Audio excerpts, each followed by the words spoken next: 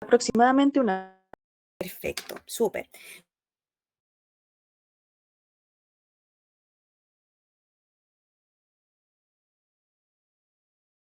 El amor y cariño bajo la velocidad. Voy a intentar hacerlo obviamente también no muy rápido, pero es una mañita ahí de chileno y también del TDAH, así que les pido disculpas de antemano. Bien, vamos a comenzar, entonces voy a poner también mm, voy a partir mi cronómetro también para yo no irme. Bueno, vamos a trabajar entonces este gran tema que es la astrobiología, ¿sí? Y que es un tema muy de vanguardia que hemos estado escuchando, o seguramente lo han escuchado por ahí en alguna ocasión, y que es un tema relativamente reciente. La tecnología nos ha permitido hablar de astrobiología como tal. En Chile tenemos excelentes referentes de astrobiología y sin embargo no son tan conocidos como debieran serlo. Y creo que el gran problema es que no tenemos idea a qué se dedican. Y ese es un problema grande porque muchas de las cosas que van a solucionar la vida a futuro van a provenir justamente del estudio de estos microorganismos que son modelos de la astrobiología, que vamos a hablar un poquitito de ellos hoy. Pero para empezar, y lo obviamente que tenemos que pensar o dilucidar, ¿verdad? Es qué es esto de la química prebiótica. Y la química prebiótica, tal como le dice su nombre, previo a la vida, es decir, la química que nos explica cómo surge la vida y por tanto entender cómo surge la vida va a permitir crear modelos que permitan explicar cómo debería o cómo podría surgir la vida en otros planetas. Y eso es lo que vamos a trabajar el día de hoy. Entonces, vamos a ver, yo sé que se ve súper ambicioso, ¿ah? Pero yo sé que lo podemos lograr. Vamos a ver un poquitito, como les decía, de la química de la vida, ¿verdad? Esta idea de la prebiosis, ¿cierto? Vamos a hablar un poco de cómo surgen las moléculas, de cómo surge el sistema solar, la Tierra, esta idea del caldo primordial, que seguramente yo les digo esto, se les vienen a la cabeza como unos flashes, ¿verdad? De cuando uno estudiaba. Vamos a hablar un poquitito de extremófilas y lo geniales que son. Yo soy súper fan de las extremófilas, ¿verdad? Y cómo la espectroscopía nos permite dilucidar lo que nosotros denominamos los patrones o las biofirmas que hay en el espacio. Y qué finalmente es lo que andamos buscando, que eso es lo que queremos dilucidar, porque esa es la pregunta, ¿verdad?, de esta presentación. ¿Qué buscamos realmente en el espacio?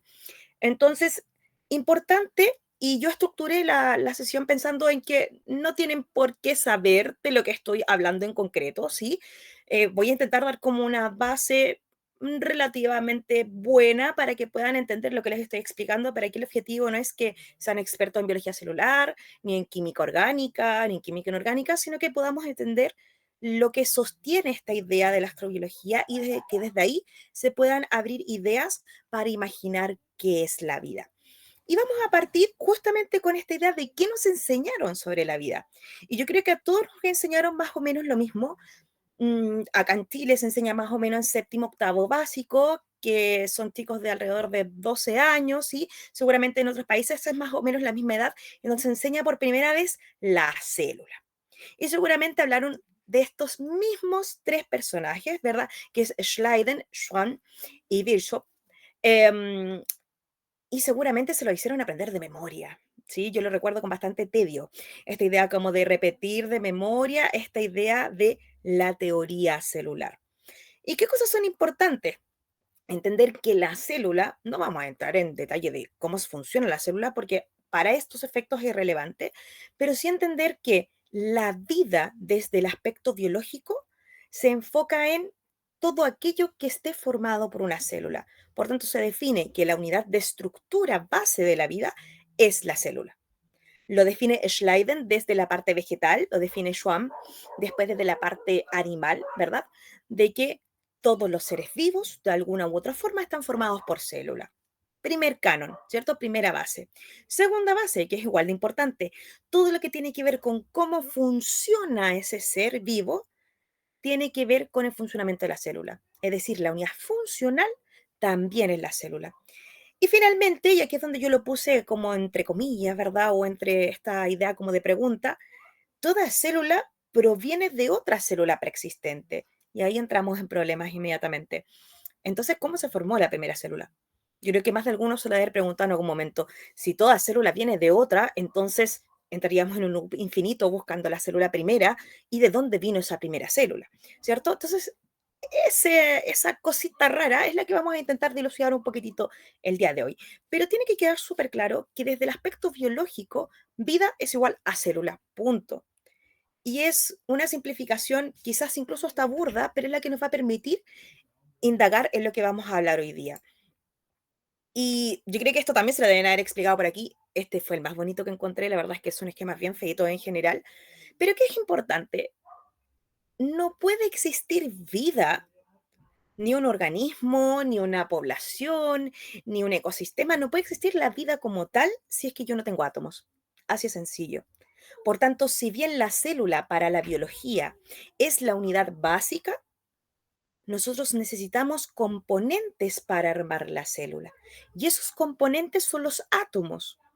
¿Cuál es el problema? Yo siempre le cuento a mis alumnos, yo de acá de la célula hacia arriba digo, ok, de aquí hacia arriba es todo biología, perfecto. De aquí hasta las moléculas incluso podría ser como bioquímica, esa frontera media extraña, ¿cierto? Luego tengo moléculas y átomos, ok, vale, eso es química, 100%, pero los átomos, lamentablemente, y es ahí cuando se empieza a poner medio extraña la cosa, los átomos no están formados solo de protones, de neutrones y de electrones como nos enseñaron. Por tanto, para que exista un átomo, deben haber otras cositas pequeñas que estén en el espacio y que permitan que surjan los átomos. Por tanto, de alguna forma u otra, para hablar de vida, tenemos que hablar de cómo se forman los átomos. Y eso es muy importante. ¿Por qué? Porque la vida tiene moléculas súper específicas, no se forma de cualquier molécula, se forma de estas, ¿sí? Carbohidratos, que son la fuente de azúcar, es verdad, la fuente de la unidad de energía, las proteínas, que son principalmente estructurales, ¿cierto? Los lípidos, que aportan rigidez, aportan protección, todas las membranas son hechas de lípidos, y por supuesto los ácidos nucleicos, que son los que permiten el transporte de la información genética y el tener la información genética como tal, ¿verdad? ADN y ARN. Por tanto, si yo no tengo y me devuelvo átomos, no puedo tener estas moléculas. Y estas moléculas, voy a volver a insistir con esta idea de que recuerden como cosas del colegio, ¿verdad? O si lo están viendo en el colegio, si hay algún estudiante como secundaria por aquí, siempre nos enseñan que la vida está compuesta por carbono, hidrógeno, oxígeno, nitrógeno, fósforo, azufre de repente, que nosotros lo abreviamos como CHONSP.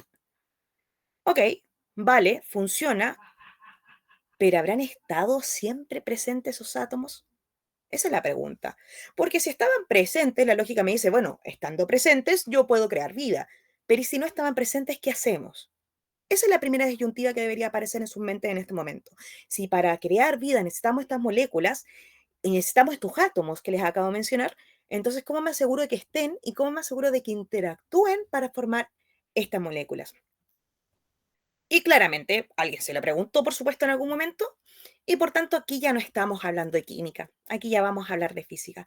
A mí en lo personal me encanta astrobiología porque siento que mezcla todas las ciencias, de hecho yo lo ocupo justamente para eso, para mezclar contenido, así que vuelvo a insistir en que la idea es que no que sepan contenidos particulares, sino que podamos como ir viendo cómo se van juntando, ¿sí? Am, voy a ir parando cada cierto tiempo para ver si tengo como algún mensaje en el chat. Entonces, ok, vamos a ir entonces achicándonos un poquitito más. No quiero saber qué pasa con los átomos, quiero saber qué pasa un poquitito más atrás. Y si me voy muy, muy atrás, voy a llegar indiscutiblemente al Big Bang. Y es que esta gran explosión, ¿verdad? Esta teoría, ¿cierto? Una de las teorías que explica cómo se formó el universo, también nos explica que en algún momento cuando se comenzó a expandir y esto estaba tremendamente caliente, se formaron lo que nosotros conocemos como las partículas principales de la vida, ¿sí? Que solemos decirlas como partículas esenciales o partículas primordiales, ¿cierto? Que son los que nosotros conocemos como quarks. Y estos quarks, que son partículas tremendamente pequeñas, ¿cierto? Partículas elementales también lo pueden encontrar, son las que forman estos protones y neutrones. Por tanto, en la medida en que yo tenga estas microunidades, voy a poder formar protones y neutrones. Pero si ustedes se fijan, y yo me vuelvo un poquitito más atrás, esto no ocurrió hasta más o menos por aquí, ¿cierto? Harto tiempo después de la primera explosión. Entonces, al inicio, ¿qué hubo? Simplemente esta gran expansión. este gran calor, ¿cierto? Este flujo que permitió que en algún momento se generase materia en la presentación de estas partículas elementales y que pudiesen unirse para formar los primeros núcleos. Ahora, desde la química siempre tienen que imaginar que el núcleo más simple es aquel que solo tiene el protón solito, chiquitito, ¿verdad? Que es el hidrógeno, ¿sí? Y el hidrógeno vamos a considerarlo como nuestro modelo base. De hecho, todos los modelos atómicos se han hecho en función del hidrógeno, porque es más chiquitito y permite explicar bastante bien qué es lo que está sucediendo. Entonces, si yo hago el análisis, y aquí les traje unas tablas periódicas para que lo podamos visualizar, ¿cierto? Si yo veo en los primeros 15 minutos del universo, de vida del universo, yo tenía principalmente hidrógeno. Y como bien sabemos, las primeras, y si no lo saben, lo vamos a aprender ahora, así que tranquilos, los primeros átomos se generaron a través de fusión de núcleos. Como el hidrógeno es uno, si yo fusiono dos uno, se forma un 2. Helio, el segundo componente más abundante del universo en general.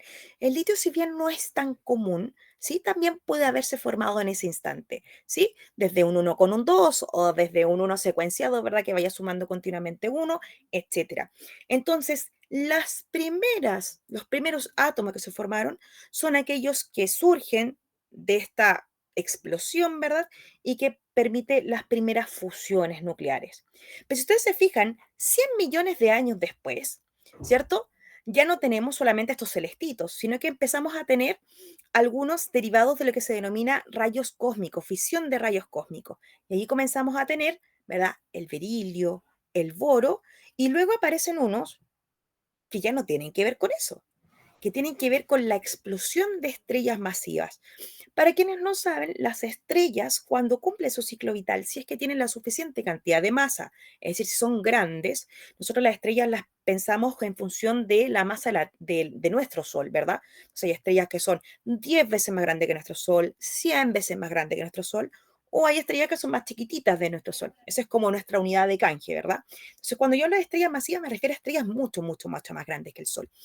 Cuando ellas combustionan el hidrógeno y empiezan a fusionar y funcionar átomos, ¿cierto? Llega un momento en donde empiezan a producir átomos mucho más grandes. Y fíjense que aquí empiezan a aparecer los que nosotros necesitamos. Yo les dije, necesitamos carbono, nitrógeno, oxígeno, ahí apareció, ¿cierto? Por ahí anda el fósforo, el azufre, el hidrógeno ya lo teníamos. Entonces, sin estrellas, no tenemos acceso a estos componentes que necesitamos. Por tanto, la pregunta que había hecho yo al inicio, ¿tenemos esos componentes en la Tierra o en el universo? ¿Los tuvimos? Sí, claro, los tenemos, están flotando por ahí. Ahora, vale, ¿cómo los vamos a juntar? ¿Cierto? Solamente para los nerds, que me imagino que es el 100% de los que estamos aquí, ¿verdad? Obviamente tenemos otro tipo de elementos que se van generando de acuerdo a otros procesos en el espacio, ¿cierto? No vamos a indagar en eso porque los que me interesan son los verdecitos, ¿verdad? Que les señalaba. Pero sin lugar a duda hay muchos más. Les puedo hacer llegar después de esta presentación. En general yo hago presentaciones solo con imágenes, pero si les es de utilidad, perfecto. Entonces, ¿qué necesitamos para vivir? Chons. Carbono, hidrógeno, oxígeno, nitrógeno, azufre, fósforo. Ahora, ojo, la vida que nosotros conocemos necesita eso. Y ahí quiero detenerme, porque nosotros estamos acostumbrados a pensar vida extraterrestre como el monito verde, ¿cierto? Con una cabeza gigante, con unos ojos enormes, con brazos, con piernas, súper humanoide, ¿cierto? Entonces, si nosotros andamos buscando una vida que se parezca a la vida humana o que se parezca, por ejemplo, a una planta que yo conozco, a un hongo que yo conozco, ¿cierto? Que se parezca a algo que yo veo, un árbol, por ejemplo, ¿cierto? Entonces tendría que cumplir con este patrón orgánico. Ahora, dejo la pregunta, ¿estaremos buscando efectivamente eso? ¿Estaremos buscando algo que sea igual a lo que tenemos acá? Porque podría haber otra química que no conozcamos. Podría haber otro tipo de vida que sea completamente diferente, que funcione con otros elementos que para nosotros sería ilógico. ¿Sí? Por tanto, lo que nosotros estamos haciendo es buscar marcadores de la vida que nosotros conocemos, es decir, que cumpla estos cánones: carbono, hidrógeno, oxígeno, nitrógeno, fósforo, azufre. Eso es lo que andamos buscando. Entonces, nuestro planeta, o sea, vamos a hablar primero del sistema solar, ¿cierto? Entonces, el sistema solar más o menos se formó hace 4.600 millones de años, ¿sí? Que finalmente se forma desde esta nube de gas y polvo estelar que empieza a colapsar gravitatoriamente por las fuerzas gravitacionales, ¿cierto? Y lo primero y lo que no más necesitamos es que se cree el Sol. Cuando tengamos una fuente, ¿verdad?, de energía, van a empezar a formarse cúmulos de materia alrededor que se denominan protoplanetas. Los protoplanetas son, me encanta cómo le explica la Teresa Paneque porque lo encuentro muy, muy chileno, ¿verdad? Para los, no sé cómo hacer el símil para un no chileno. Hay unos pastelitos acá en Chile que se llaman alfajores, que tienen como capitas, pero que no son rectos, son como medios curvados. Entonces, la Teresa Paneque, que es una astrónoma muy famosa, explica que los discos protoplanetarios son como estos alfajores, ¿verdad? Entonces, en el fondo tengo como una capita de materia arriba, una capita de materia abajo, y esas como que se van juntando, comprimiéndose entre ellas, hasta formar un planeta. Y estos discos protoplanetarios, ¿cierto? ¿Qué es lo que pasó con nuestro disco protoplanetario en particular? ¿Ya? ¿O qué pasó con nuestro sistema solar en particular? Como era tanta el calor que se estaba formando de esta estrella que estaba tan caliente, en la zona interna se quedaron más bien metales o silicatos. ¿Por qué? Porque todo lo que era hielo, todo lo que era vapor de agua, estando cercano al Sol, obviamente se vaporizó, no resistió, por tanto, lo único que quedó al centro fueron metales. Entonces, estos discos protoplanetarios, en el fondo, son metales pesados, son estructuras metálicas principalmente. Por eso es que nuestros primeros planetas son rocosos, porque era tanta la temperatura que en realidad fue lo único que alcanzó a sobrevivir a este calor del centro, ¿sí? Y por eso los planetas, mientras más lejitos están, ¿verdad?, de los sistemas, en general los planetas que están muy lejos de su estrella son más bien planetas congelados, ¿cierto? Planetas gaseosos con mucho hielo versus los que están muy cerca. Con ciertas excepciones, si no me equivoco, Kepler tiene puros rocosos, si no me equivoco. No estoy 100% segura porque mi memoria es nefasta, pero creo que sí. Entonces, para efectos prácticos, ¿qué es lo que nos interesa a nosotros? Entender que la Tierra, ¿cierto? Que se formó un poquitito después, ¿verdad? 4.550 millones de años después, o sea, hacia atrás, ¿verdad? Se formó por colisión entre otros cuerpos, a un proceso que se llama acreción. Sin embargo, obviamente estos choques generaron mucha energía. Nosotros sabemos que un choque en general libera mucha energía. Y esa liberación de energía generó calor y por tanto se hizo una separación de mezclas de acuerdo a sus densidades. Por eso es que nuestro centro tiene más bien hierro y níquel versus en la parte de más arriba, ¿cierto? Que tenemos lo que nosotros llamamos el silicato, que son la mayoría de las piedras que tenemos en superficie terrestre. Esto es fundamental, ¿sí? Entender que tenemos el silicato arriba y el níquel y el hierro más al centro por cambio de densidad fundamental para entender lo que vamos a hablar a continuación. Entonces, hay una teoría que me pareció súper curiosa mencionárselas hoy día. Denme un segundito porque yo creo que ya se entendió que hablo mucho y muy rápido.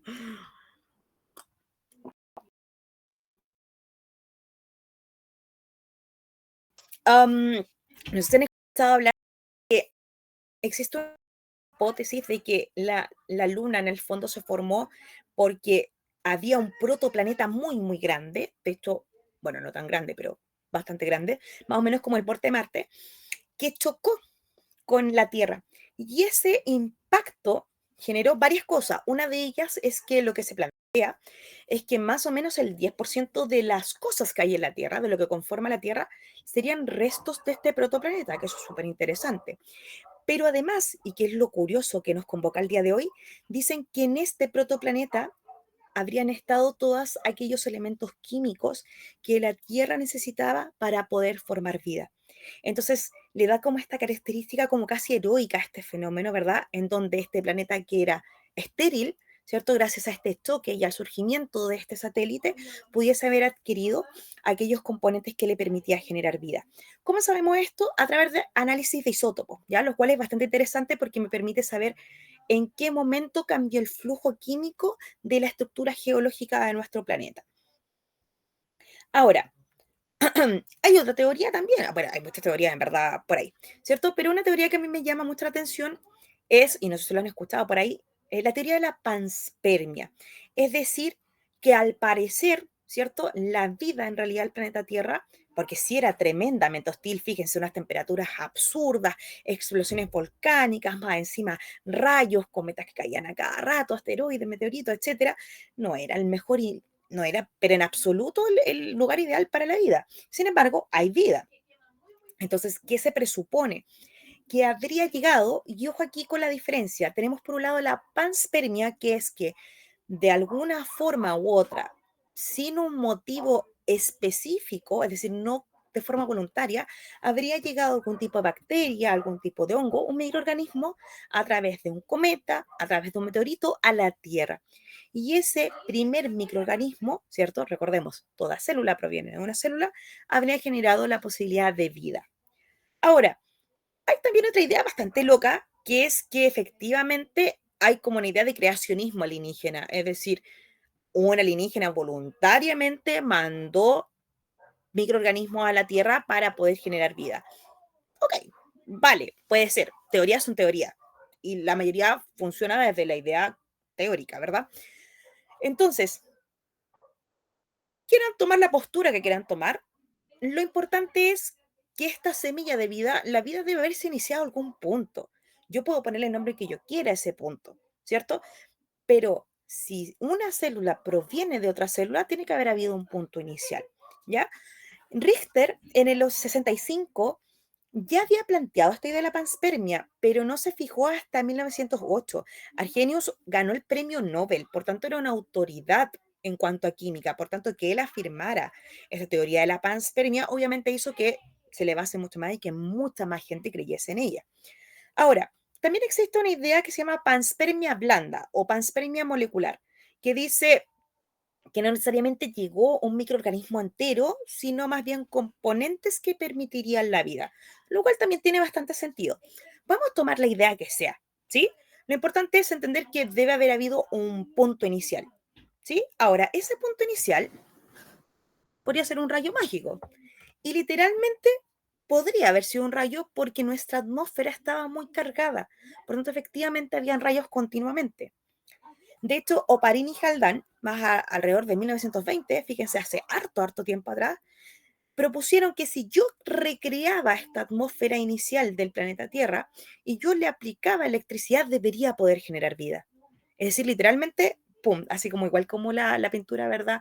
Del texto, esa de Adán, que hace así con Dios, tal cual. Debe haber habido un punto en donde alguien tiró un rayito y sucedió esto.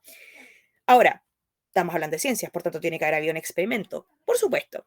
A esta idea le llamó el caldo primordial, ¿sí? En este caldo primordial habían cosas que en nuestra atmósfera hoy en día también están, solo que en proporciones diferentes, ¿verdad? Él posicionó metano, amoníaco, hidrógeno, todo esto en gas, ¿verdad?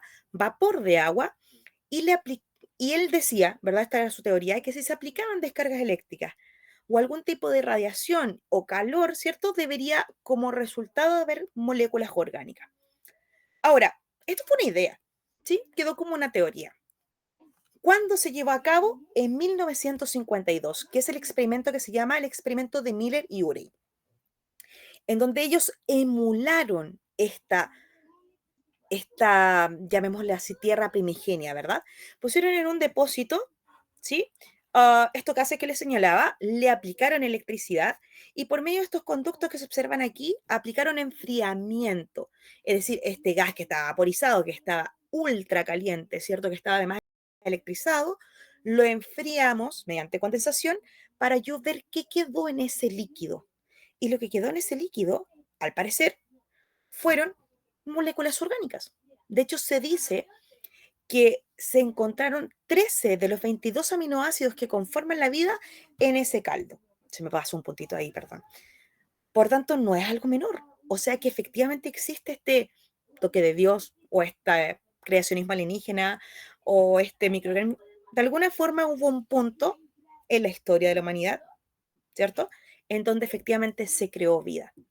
Podemos creerle a Miller y Urey, no hay problema. Podemos creerle, podemos creer en una idea creacionista, literalmente del punto de Dios, y funcionaría químicamente. Y funcionaría químicamente, porque estamos hablando de un rayo de vida, literal. Ahora, ¿cuál es el problema? En el 2021 se recreó este experimento, ¿sí? pero se recreó no en los típicos envases de vidrio, sino que se recreó en un envase de teflón. Y lamentablemente el resultado no fue el mismo. De hecho, en el de teflón, la respuesta fue mucho menor. Se crearon aminoácidos, sí, pero en menor cantidad, no todos los que estaban propuestos. Por tanto, la idea que le quedó a los investigadores es, ok, ¿sabes qué? Entonces el vidrio era algo importante. Algo aportaba el vidrio a esa ecuación que hacía que fuese importante. Claro, y por si no lo saben, aquí, insisto, estamos para aprender, los elementos de laboratorio están hechos de un material que se llama borosilicato, una mezcla, ¿verdad?, entre boratos y silicatos, que permite que sean súper resistentes al calor. Por tanto, alguno de esos dos elementos era importante. De otra forma, ¿por qué reaccionó tan bien en esos instrumentos y en teflón no resultó bien? Entonces, esta publicación que fue en el 2021, el mismo grupo de investigadores, bueno, uno de este grupo de investigadores, que es un español, que se llama Juan Manuel García Ruiz, por si lo quería investigar, que es geólogo, recreó el experimento. Ahí está el experimento para, si quieren, bueno, se los voy a mandar después, pero si quieren leerlo, es muy interesante el análisis que hicieron. Bueno, este autor, Juan Manuel García Ruiz, después con otro equipo, en otro lugar, recrearon nuevamente el experimento, pero ocuparon borosilicatos, ¿sí? Ocuparon exclusivamente eso. Y pasó algo asombroso, ¿ya? A mí me encanta este experimento. Le hicieron en presencia de sílice. Y lo que ocurrió fue no solamente que encontraron moléculas que forman vida, encontraron algo que se llama protocélulas, es decir, que estas moléculas comenzaron a cerrarse en sí mismas y a formar superficies, como si fuese como una pelotita y por dentro huequito. Es decir, mostraron al ojo humano que es posible generar vida desde lo inorgánico. El estudio es este de acá, se publicó este año, si no me equivoco, en enero del 2025, pero fue aceptado en noviembre del 2024.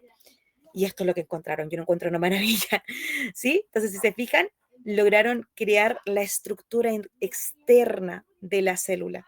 No solamente los componentes que la forman, sino la estructura externa de ella, lo cual es maravilloso. Usted se fija los niveles de carbono, oxígeno que están presentes versus los niveles de silicato, es tremendamente importante.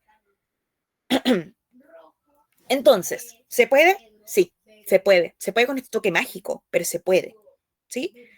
Ahora, ¿cómo sabemos todo esto? Si esa es la cuestión, ¿no? O sea, ya, vale, hicieron ese experimento, funcionó, yay. Pero ¿cómo podemos estudiarlo? ¿Cómo podemos saber o cómo podemos emular esta tierra primigenia? La verdad es que hay varios lugares de la Tierra que son bien extraños. Siempre pongo ejemplo este porque creo que es el más abrupto de todos. Este lugar se llama Río Tinto, queda en España. Si ustedes se fijan, yo siempre le pregunto a mis alumnos, yo creo que nadie voluntariamente se bañaría en ese río, ¿ya? Es un río que tiene ácido sulfúrico, ¿ya? No es, o sea, es un absoluto, ¿verdad? Desde el punto de vista de la acidez que tiene su lugar, ¿cierto?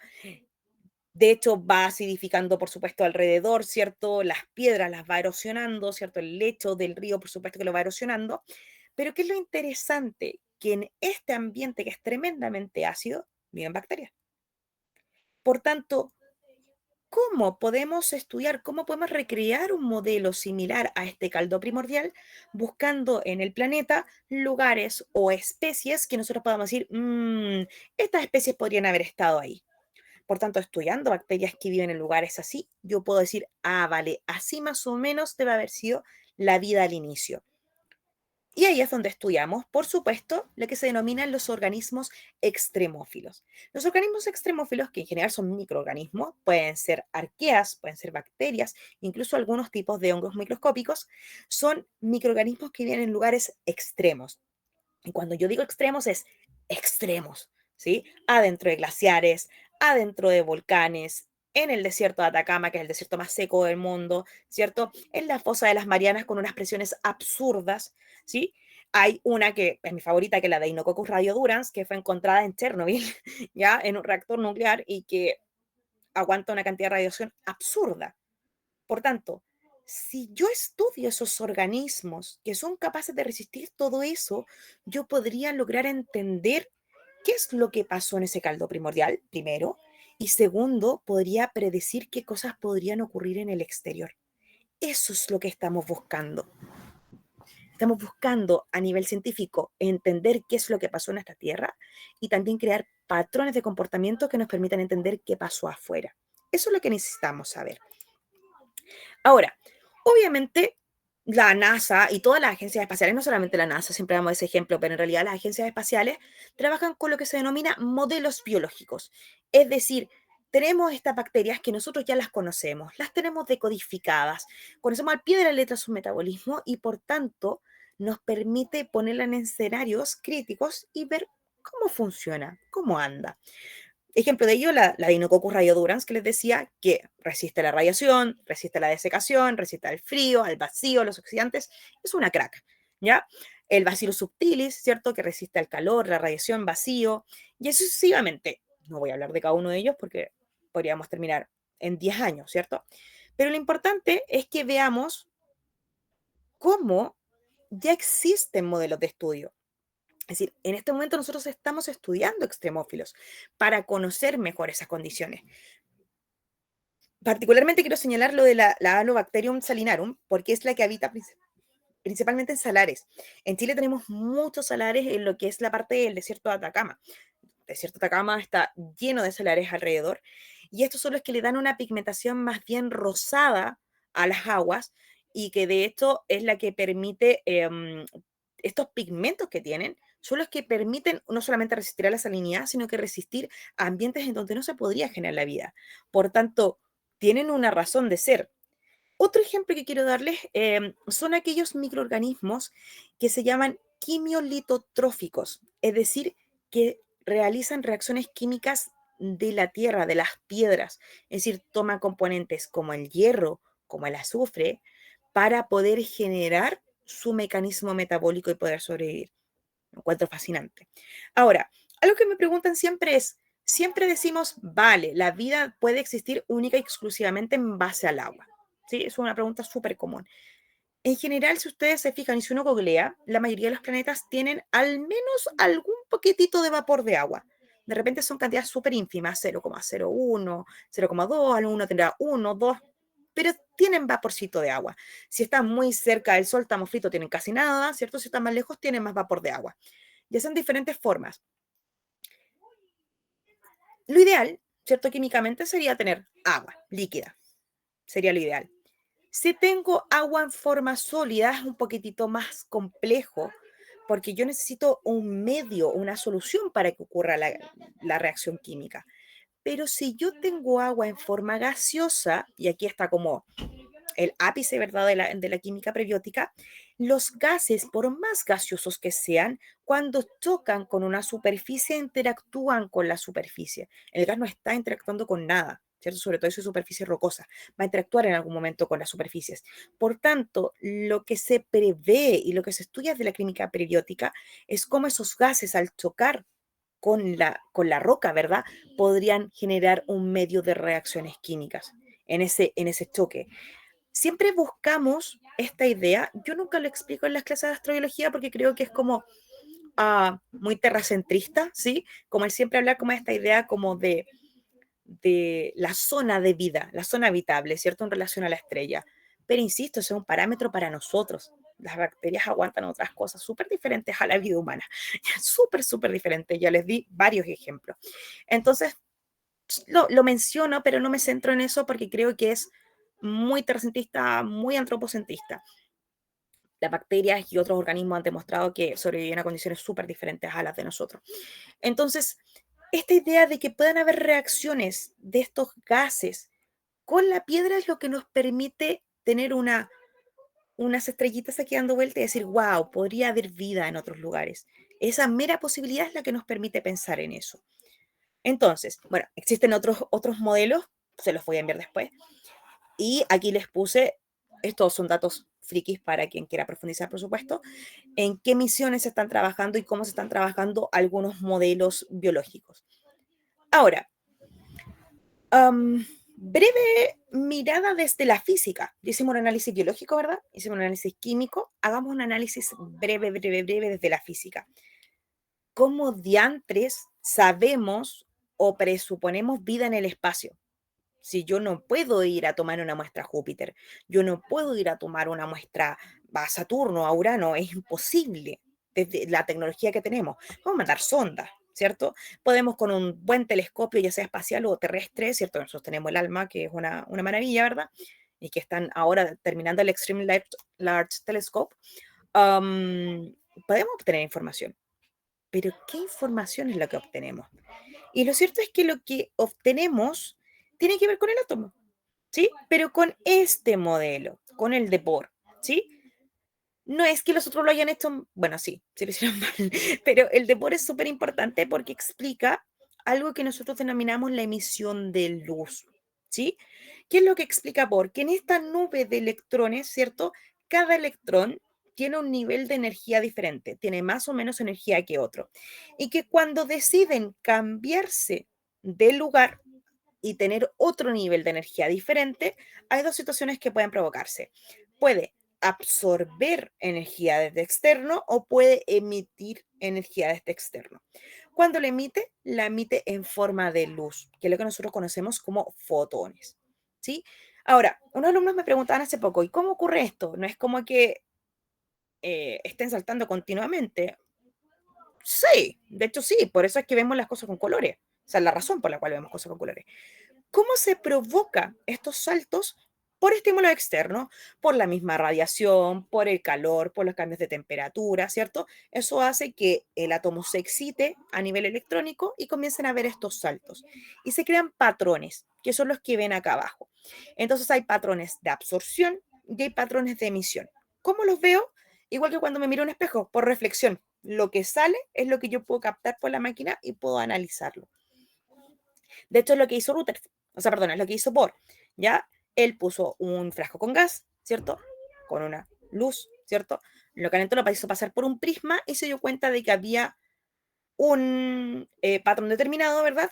Y después lo hizo con carga y se dio cuenta de que había otro tipo de patrón. Es decir, al atravesar con luz el tubo de gas sin nada, hay un patrón de absorción de energía versus que cuando yo tenía una descarga eléctrica, ¿cierto? Había un patrón de emisión porque estaba excitando a esos electrones.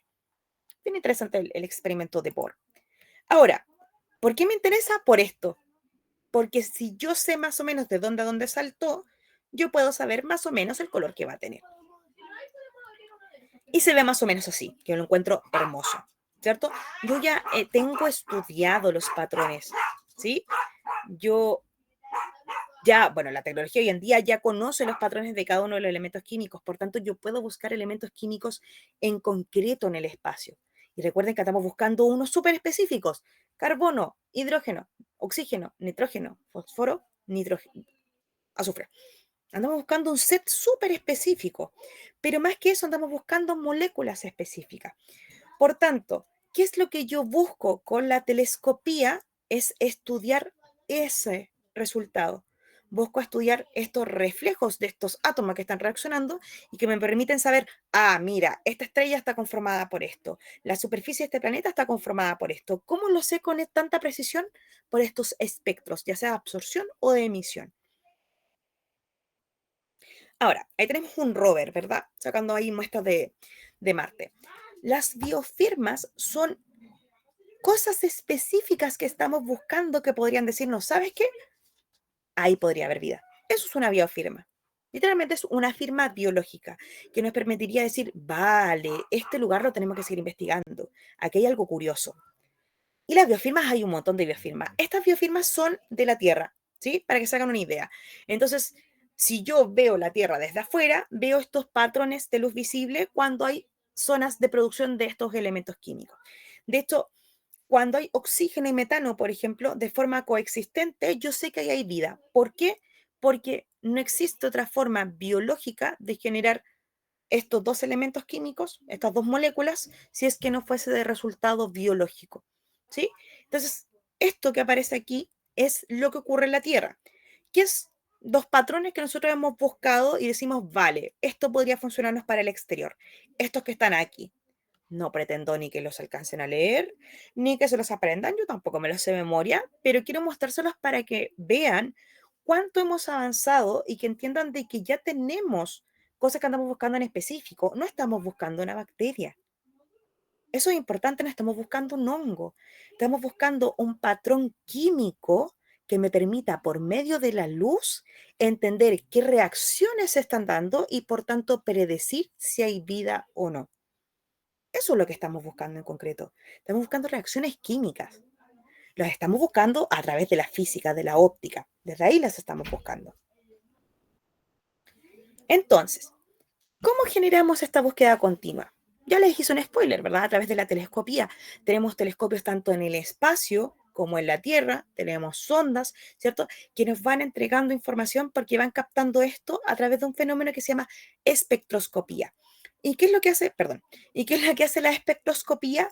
Es justamente estudiar estos espectros de luz que generan las atmósferas, los suelos, etcétera. Y yo digo, vale, aquí hay un patrón interesante, aquí hay algo que tengo que estudiar, ¿sí? Entonces, vamos como a separarlos en áreas, ¿sí? Ya, perfecto, estaba viendo mi tiempo, estamos súper. Entonces, tenemos tanto telescopios espaciales como telescopios terrestres.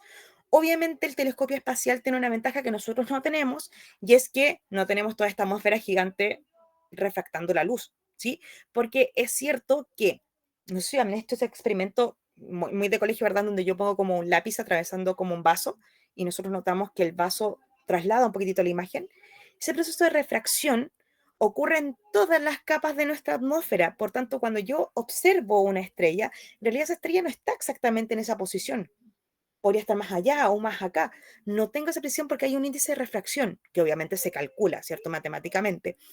Pero no lo vemos directamente, vemos el resultado de una serie de fenómenos de refracción que ocurren justamente por esta capa de la atmósfera.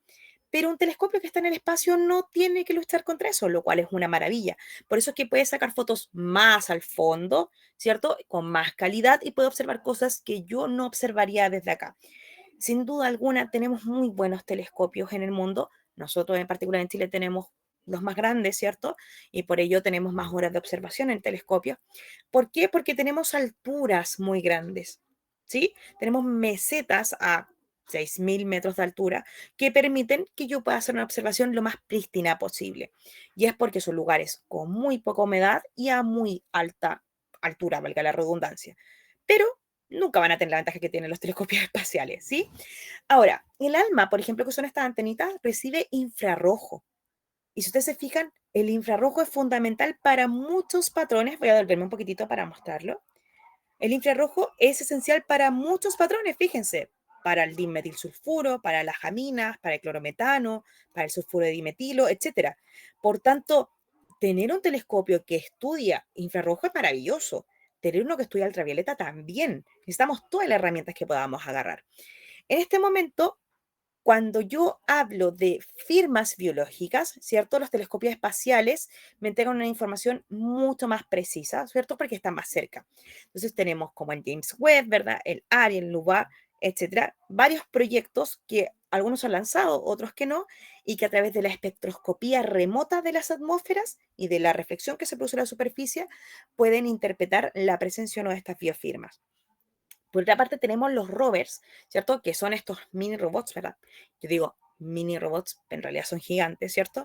Que permiten trasladarse por la superficie. En este caso, generalmente tenemos en Marte y se están haciendo algunos proyectos para llevar unas modificaciones a Venus, en donde lo que hacen es tomar muestras in situ. Ahí podemos encontrar muestras literal. Estamos buscando vida orgánica como tal. Estamos buscando microorganismos en concreto, ¿cierto? Porque estamos ahí. No podemos ir a Júpiter, no podemos ir a un exoplaneta, pero Marte, ¿verdad? Venus, la Luna, son lugares que nos quedan un poquitito más cerca. También tenemos lo que se denominan orbitadores planetarios, ¿sí? Que son bien raros, ¿ah? Son como una C bien abiertita, que están dando vueltas alrededor de lugares específicos que nosotros ya sabemos que tienen unos marcadores que debemos estudiar, como por ejemplo algunas lunas de Júpiter, como Europa, ¿sí? Entonces tenemos el Europa Clipper que está dando vueltas, ¿verdad?, alrededor y que sabemos que nos va a dar información súper importante respecto a Europa. ¿Qué es lo que hace? Analizar los hielos, las sales, los gases y la biogeoquímica, ¿cierto?, de las lunas y de los planetas. Aquí está que les decía. Esta todavía no se tira, pero ya está en un proyecto y de hecho muy chistoso porque le quieren tirar como con un globo. Es como una pelota gigante, ¿cierto? Que va a atravesar la atmósfera y va a permitir mostrear la atmósfera de Venus. No sé si lo saben, pero la atmósfera de Venus es muy densa, tiene una cantidad gigantesca de dióxido de carbono, alrededor del 98% de la atmósfera de dióxido de carbono, ¿ya? Por eso que genera este efecto invernadero tan terrible que hace que tenga temperaturas absurdamente altas en el día, alrededor de los 430 grados Celsius. Entonces se va a mandar esta sonda, ¿verdad? Que va a atravesar la atmósfera de Venus, ¿cierto? Y que va a permitir mostrar qué es lo que está pasando en esa atmósfera. Efectivamente tiene solamente dióxido de carbono, habrá otra cosa, habrá algunos marcadores que son chiquititos que no hemos visto, etcétera. Y este solamente para mostrarlo porque es como súper moderno, uno se tira. El objetivo es una especie de rover, pero más moderno. Yo diría que es más como un dron, ¿sí? Y que lo que va a buscar es investigar la química prebiótica de Titán. Um, si se fijan, que lo hice súper rápido, ¿ah? Pero es porque quiero que hayan preguntas, por eso lo hice muy rápido. Um, si se fijan, lo que andamos buscando en concreto no es encontrar, sacar una foto y ver un marciano haciéndonos así. Lo que estamos buscando es algo tan específico y es el resultado de años y años de estudio. Es entender que hay toda una química detrás, que la vida no surge de la nada. Necesitamos ciertos elementos previos, necesitamos ciertas condiciones. Pero vuelvo a insistir con esto, y aquí quiero cerrar, ¿verdad? Estamos buscando algo que es parecido a lo que nosotros conocemos. Estamos buscando plantas, hongos, bacterias, arqueas, quizás alguna vida de forma superior, humanoide o parecida a algún animal que conocemos, pero todo esto falla si no tienen la misma química que nosotros. Nuestra química está hecha por carbono, hidrógeno, oxígeno, nitrógeno, fósforo, azufre. Nuestra química orgánica. Pero puede ser que los seres de otros lugares o los organismos de otros lugares del universo no tengan esa composición química y está bien que no la tengan, en cuyo caso todo lo que les acabo de decir falla. Entonces, ¿qué es lo que estamos buscando en concreto? Estamos buscando una vida que nosotros podamos entender, la que hemos estudiado durante años y que estamos buscando modelos para poder entenderla. Así que, como les comentaba al inicio, mi objetivo es que haya más preguntas que respuestas, que entendamos que esta búsqueda de vida es mucho más profunda de lo que quizás estábamos pensando. No estamos buscando estos marcianos tan característicos de Hollywood, sino que estamos buscando algo mucho más preciso, algo que tiene que ver con todas las ciencias juntas.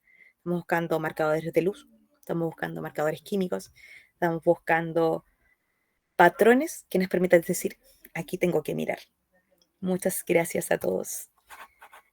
Quedo atenta a las preguntas que quieran realizar.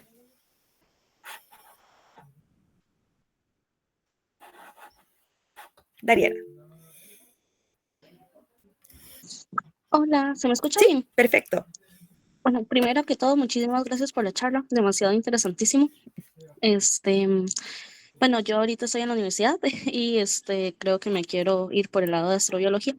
Entonces, siempre que escucho en esta charla, realmente son dos preguntas. Siempre Ujú. que escucho en estas charlas sobre los extremófilos, ¿verdad? En un volcán que están hasta ahorita, me surgió la duda. ¿Cómo se obtienen estas muestras? ¿Cómo se obtiene que esta bacteria está viva en estos volcanes? ¿O cómo se extraen estas muestras de microorganismos? ¿Sani? Y la Sí, dale, segunda, dale, dale. perdón, Son dos, y ¿verdad? la, se- Dale. sí, y la segunda pregunta es respecto a lo último que se dijo, por ejemplo, que siempre buscamos marcadores muy parecidos a los de nuestra vida. Saber si hay información sobre alguien o algún grupo de investigación que ha estado buscando vida parecida, pero no igual. ¿Qué quiero decir? Por ejemplo, sabemos que uno de los elementos que pudo haber sido nuestro carbón, por ejemplo, en vez del Claro, carbón, fue el silicio. exacto. Si se ha buscado vida con este tipo de características similares. Súper, qué interesante tus preguntas, Ariana. Muchas gracias por tus preguntas. Voy a partir de atrás para adelante. Estuve hace poquitito en un congreso de astronomía y justo dio la ocasión de que tuve que hablar de esto con un químico. Me decía que la gran diferencia es justamente lo que nosotros amamos del carbono, es que puede hacer cadenas grandes. ¿Sí? De hecho, el carbono, y como base de la vida, ¿verdad? Lo que permite es justamente hacer cadenas muy largas y por ende hacer moléculas muy complejas. El silicio, ya dentro de su configuración electrónica, puede hacer varios enlaces, lo cual es cool, pero no puede hacer cadenas. ¿Sí? Puede enlazarse a varios, pero no puede hacer cadenas, o si las hace son muy cortas. Entonces, eso nos podría dar un patrón que nos podría decir, no pueden formar estructuras complejas, por tanto, no pueden generar, por ejemplo, membranas, ¿sí? Porque nuestras membranas lipídicas son una maravilla arquitectónica, ¿cierto? Tenemos, ¿verdad? Estas bicapas, ¿cierto? Tenemos estas proteínas, es muy compleja. Entonces, el patrón predictivo nos dice, debería ser orgánico porque el carbono permite generar estas cadenas y por ende hasta ahora nosotros como seres humanos no conocemos otro elemento químico que pueda hacerlo. Ahora, me quedo con lo que tú dijiste porque es primordial. Este es de nuestro conocimiento, lo que nosotros no sabemos. Probablemente eso falle si encontramos otra cosa y que lo estudiemos y digamos, wow. Imagínate que el día de mañana digan, ¿sabes qué? Hay una variación y encontramos que este elemento químico sí puede hacer cadenas. Se nos desarma todo, ¿sí? Y esa es la gracia de esto, que en el fondo podemos ir encontrando nuevas cosas en el camino, ¿sí? Respecto a tu primera pregunta, bueno, hay muestreos que son más fáciles, sin lugar a dudas, ¿verdad? Por ejemplo, un muestreo en un salar es más fácil. Un muestreo de los conos volcánicos, aunque se ve como extremo, se puede hacer, ¿sí? Las que han encontrado, por ejemplo, en Chernobyl o, por ejemplo, en las fosas de las Marianas, ha sido porque han quedado de residuos de, por ejemplo, cosas que han mandado. Entonces, cuando las han sacado, las han estudiado y han encontrado residuos. De hecho, datito friki, no sé si lo vieron, fue una noticia bien controversial. Pusieron como en todos lugares así como, se han encontrado bacterias en el espacio. No, no es que se hayan encontrado bacterias en el espacio, es que nosotros como seres humanos convivimos con millones y millones de bacterias en nuestra piel, en nuestro intestino, en nuestra nariz, en nuestra boca, etcétera. Entonces se encontraron bacterias en la estación espacial y en las salas de limpieza, ¿verdad? De la estación espacial que no estaban en la Tierra. ¿Ya? Eso no quiere decir que se hayan creado mágicamente. Más peligroso aún, evolucionaron rápidamente. Eso para mí es como la alerta, ¿verdad? Son especies que derivaron de una especie de la Tierra y que al estar sometidas a baja gravedad, a radiación, generaron una nueva especie. Pero piensen que la estación espacial no lleva tantos años en el aire. Entonces imagínense cuán rápido se generó una nueva especie. A mí eso es lo que me levanta la alerta. ¿Qué quiero decir con esto, Ariana? Um, nosotros, los muestreos, yo sé que suena como difícil de verlo, pero generalmente los muestreos son como restos de, o yo estuve en contacto de, y tomo muestras de lo que estuve en contacto de. Es muy difícil bajar a lugares muy extremos, pero sí puedo mandar, ¿verdad?, artefactos y tomar muestreos del artefacto. Eso sí. Am, ahora, la mayoría de las personas que estudian estas bacterias ya han mandado bacterias al espacio y ya las tienen súper estudiadas cuál es la respuesta que tiene. Si te interesa el tema de la astrobiología, te recomiendo, y no sé si lo puedo escribir acá en el chat quizás, hay una investigadora chilena que se llama Jenny Blamy. Ella tiene una fundación que se dedica justamente a decodificar bacterias. Ella trabaja principalmente en el desierto de Atacama, ha sacado también muestras de la Antártida y ella ya ha mandado bacterias, ella trabaja con la NASA, así que creo que si quieres indagar por ahí, ese es un tema súper interesante. No sé si respondí como al 100% tu pregunta, espero que sí, o al menos un porcentaje de ella. ¿Sí? ¿Alguien más tiene alguna duda? Chicos, disculpen, pero ya casi vamos a tener una Ah, sí, ¿verdad? siguiente ponencia, entonces no sé Hola Mariana, soy pues, Karen. Si los chicos tienen alguna duda, adelante, Danixia. Sin ¿Sí? ningún inconveniente, yo tengo tiempo disponible. Muchas gracias, Karen, te pasaste. No sé si hay alguien que tenga más una agüita. Igual, bueno, ahí está mi Instagram o mi correo. Si me quieren preguntar algo después, igual puede ser, no hay problema. Ricardo, cuéntame. Hola, ¿qué tal, Danitza? Buenas tardes. Bueno, Hola. primeramente, muchas gracias por la ponencia. Estuvo muy interesante, la verdad. Estuve muy atento todo el rato. Al inicio, cuando estábamos conversando acerca de del origen del universo, ¿no? Donde se Ujú. mencionó que las reacciones que dieron origen a las moléculas más complejas se dieron principalmente por fusión nuclear. No sé si tal vez podrías un poco detallar, o sea, porque tengo entendido que ciertas reacciones tal vez, ciertos elementos no se pudieron haber formado, ¿no? ¿Y cuál fue el papel de la radiación que hubo, ¿no? En ese momento para la formación de estas nuevas moléculas? Súper. Te lo muestro con el grafiquito porque creo que queda más claro así. Mira, lo que yo tengo la seguridad y que les puedo asegurar así como con peras y manzanas, así que fue sí o sí, es que al inicio había hidrógeno, porque es el elemento más simple, ¿sí? Que es lo que les mostraba aquí. Como tiene un número atómico 1, ¿cierto? Si se fusiona, 1 más 1, 2, formo el elemento 2. Puedo formar el elemento 3.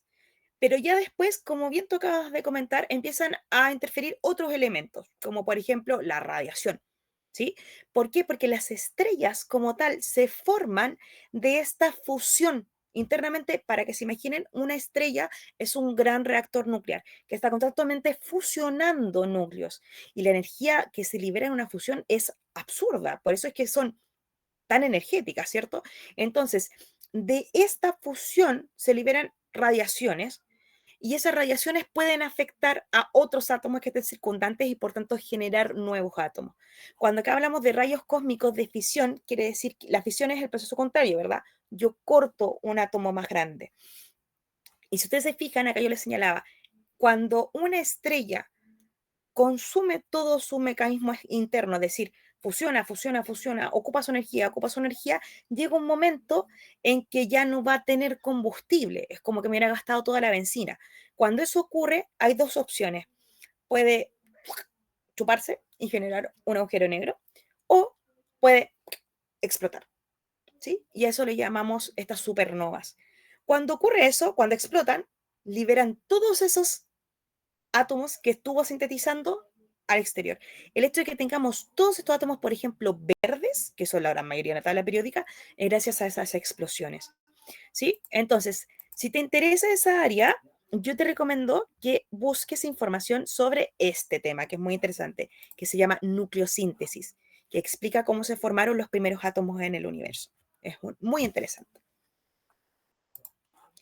Y yo creo que con eso sería suficiente porque si no, no le quiero quitar más tiempo a la compañera. Pero me pueden escribir, no hay problema.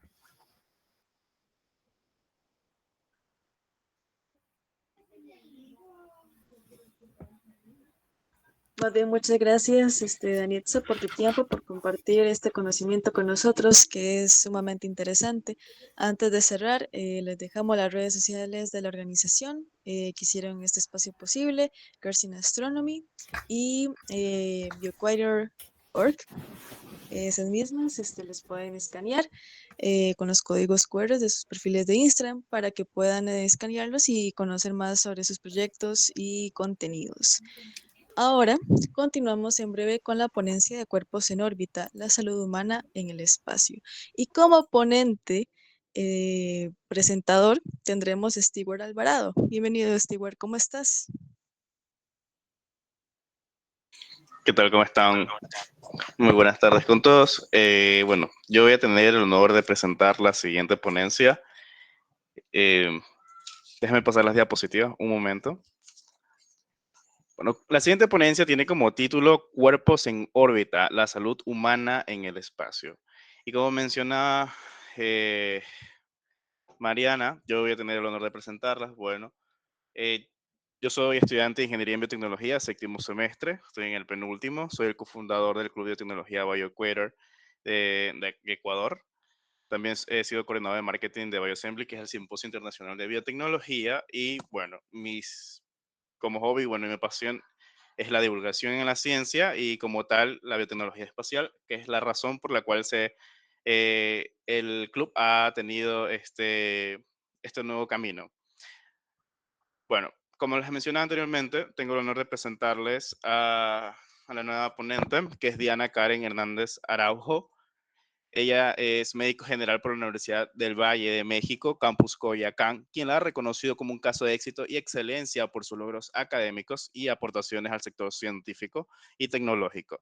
Distinguida como líder espacial emergente por FAO, FAMEX e Infinity City Spaceport y seleccionada por el Congreso Internacional de Astronáutica 2024. Entre sus logros destacados se encuentran la participación en la primera misión análoga de investigación en Marte en Polonia, donde fue la primera mujer mexicana seleccionada como subcomandante de misión y oficial médico de tripulación. Misión Aurora la certificó como astronauta análoga. Además, ha sido reconocida y galardonada como la presea a la Juventud Estado de México 2024, el Premio Ciudadano Honoris Causa, Mérito Profesional y el Premio de Excelencia Académica por ANFEM en la Academia Nacional de Medicina. Sin más preámbulos, le doy paso a nuestra queridísima Diana Hernández con su ponencia. Muchísimas gracias. La verdad es que es una muy amplia presentación. Yo solo quiero decirles que antes de empezar la ponencia, independientemente de la carrera que tengo, soy joven al igual que ustedes. Tengo 25 años y hace 5 años recién me incursioné en el sector espacial, así que si tienen las dudas, yo sé que no somos de la misma carrera, pero créanme que la ingeniería en biotecnología trabaja muy de la mano de la medicina. Y bueno, adelante podemos hacer una pausa o dejar las preguntas al último y con todo gusto iniciamos. Muchísimas gracias por la invitación, pero sobre todo por generar este espacio que es importante para la divulgación científica.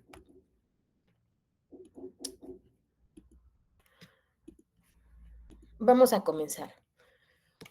Ustedes cuando les hablan de la salud humana en el espacio, ¿qué es lo primero que se les ocurre? O sea, como que un doctor va y está checando a los astronautas o está checando a las personas que están fuera de la Tierra o a los pilotos. Pues básicamente la medicina espacial se dedica, dejen lo reinicio porque si no nos va a mandar de nuevo. Permítame tantito. Podemos decir que la medicina espacial es una parte de la medicina aeroespacial. Y van a decir, ¿cuál es la diferencia de estas dos? Pues básicamente, la primera es que la medicina aeroespacial se dedica solamente a estudiar el vuelo y la actitud que afectan al cuerpo humano. Esto puede estar relacionado con la aviación civil o la militar, mientras que la medicina espacial es una subespecialidad de la medicina aeroespacial. Y aquí es donde empieza el enfoque del estudio de un entorno del cuerpo humano fuera de la Tierra, los famosos astronautas.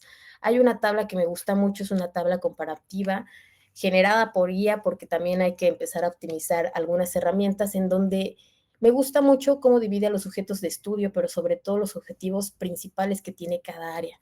En la primera, que quede súper claro que el objeto de estudio de la medicina aeroespacial va a estudiar a pilotos, tripulantes y pasajeros, mientras que el espacial meramente astronautas.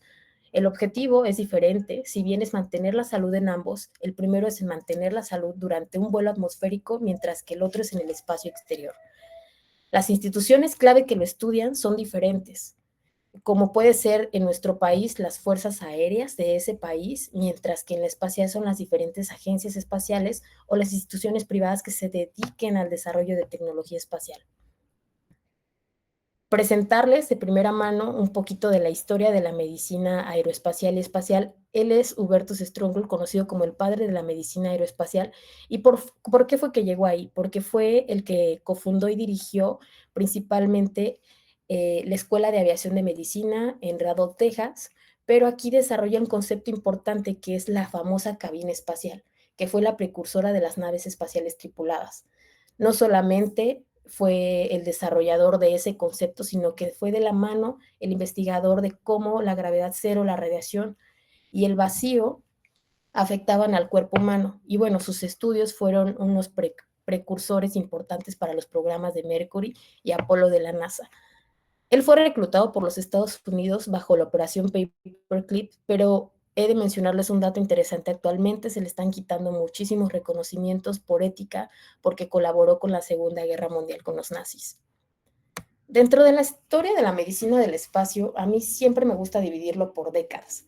La primera década, entender que en los años 40, los orígenes y los primeros vuelos se empieza a estudiar como tal los efectos de la altitud en la salud humana con los famosos aviones de alta altitud, para que en los años 50 tenemos el inicio de la carrera espacial, pero sobre todo de la era espacial. Y aquí en el 57, gracias al Sputnik 1, es que lanzamos a Laika, que fue el primer ser vivo en llegar al espacio, y se reconocen riesgos como la radiación y la microgravedad. Para el 59, nuestro primer astronauta estadounidense, Al Shepard, realiza un vuelo suborbital y estudia los efectos de la ingravidez, pero es hasta los 60 que en el 61 precisamente Yuri Gagarin se convierte en el primer ser humano en orbitar la Tierra y nos aporta estudios sobre la fisiología en la microgravedad. 8 años después, en el Apolo 11, ya se documentan y se empiezan a experimentar efectos de la gravedad cero, pero sobre todo condiciones clínicas en donde se reporta la pérdida ósea y muscular. Más adelante vamos a ir desarrollando un poquito de esos conceptos. En los 70s y 80s viene una era importante para la medicina, porque no solamente se sigue estudiando la medicina espacial, sino que ahora va de la mano de la medicina preventiva y el soporte vital.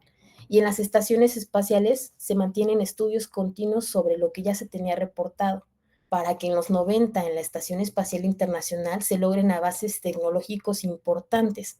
¿Por qué digo importantes? Porque aquí empiezan las investigaciones continuas sobre las líneas de la pérdida ósea, como puede ser la osteoporosis, pero se incursionan áreas como es la neurociencias. Esto de la mano del desarrollo de tecnologías de monitoreo remoto y la telemedicina.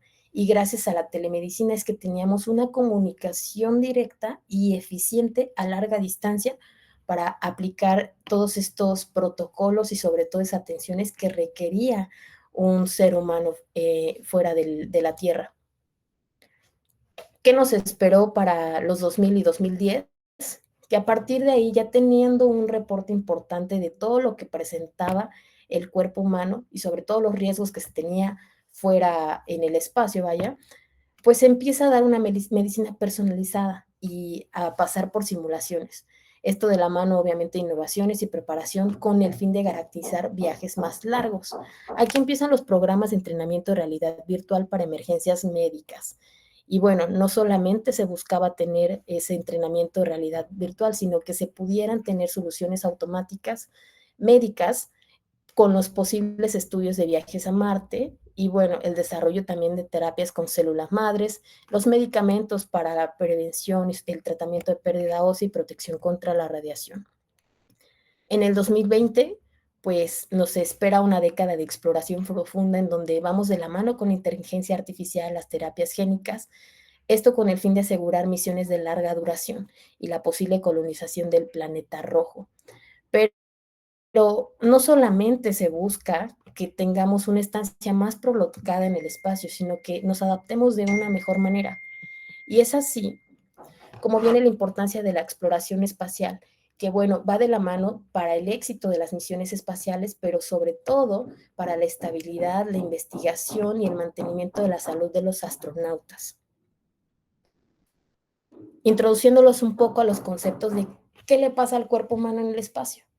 Yo siempre lo divido por 3 puntos importantes. El primero es la redistribución de líquidos, alteraciones en el volumen sanguíneo, cambios en la función cardíaca.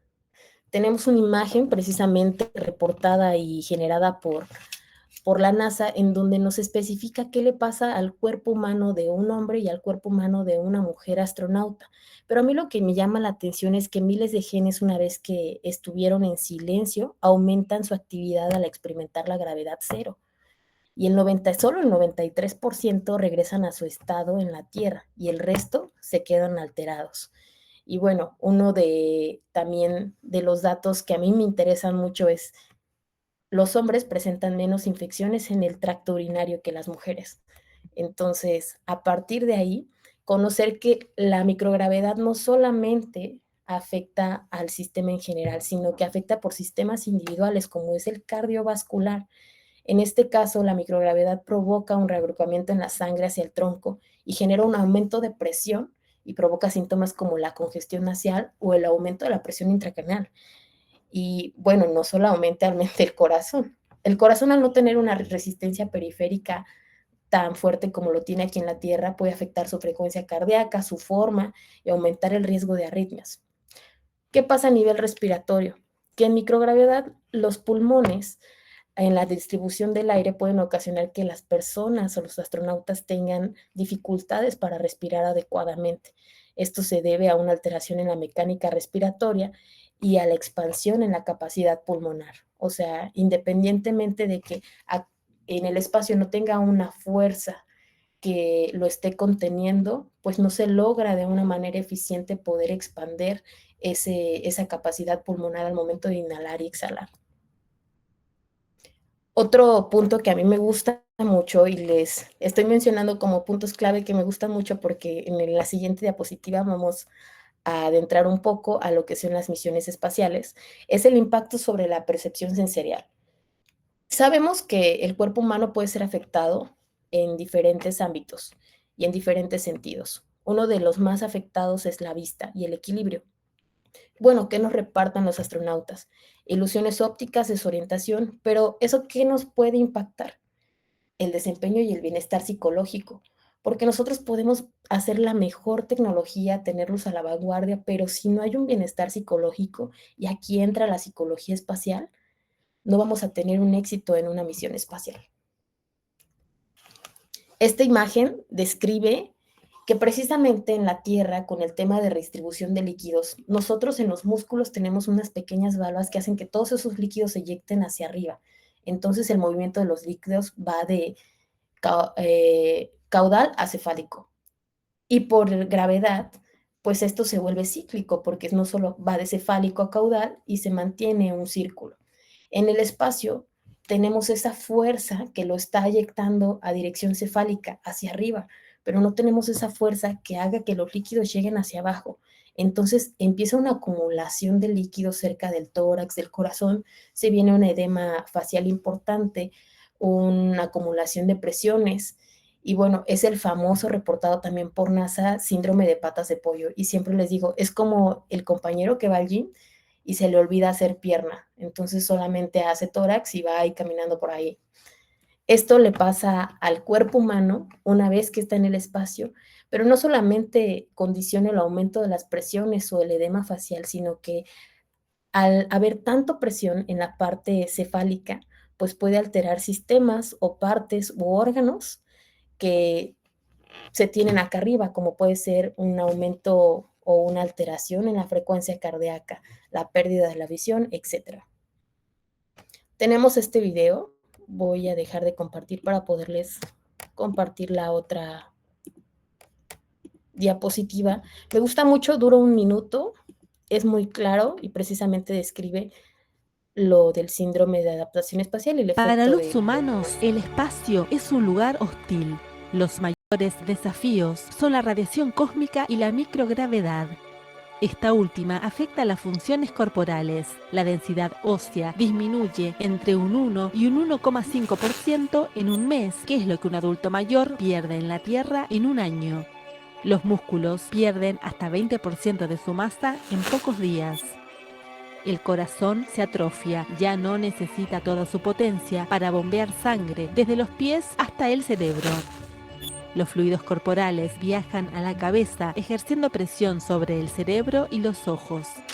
La visión puede quedar afectada de forma permanente. Otros peligros son el efecto en las arterias, que en solo 6 meses pueden envejecer entre 20 y 30 años, cálculos renales, debido a que la orina contiene más calcio, lo que resulta en una menor densidad ósea. La columna vertebral puede alargarse hasta 5 centímetros, lo que aumenta el riesgo de hernia discal. En la Tierra, los humanos estamos protegidos de la radiación cósmica por la atmósfera, pero en el espacio es una amenaza. La exposición a la radiación en la Estación Espacial Internacional es 10 veces mayor que en la Tierra, lo que aumenta el riesgo de cáncer y altera el recuento sanguíneo y el sistema inmunitario. El aislamiento, en tanto, puede afectar el ánimo y causar estrés, un reto extra, especialmente en misiones largas, como a Marte, que demandaría a los astronautas permanecer en el espacio hasta 9 meses. Y bueno, ya teniendo el resumen de qué es lo que le pasa al cuerpo humano, me gustaría pasar a la siguiente diapositiva. Déjenles comparto porque de hecho uso mucho Prezi, pero a veces no es tan buena la aplicación.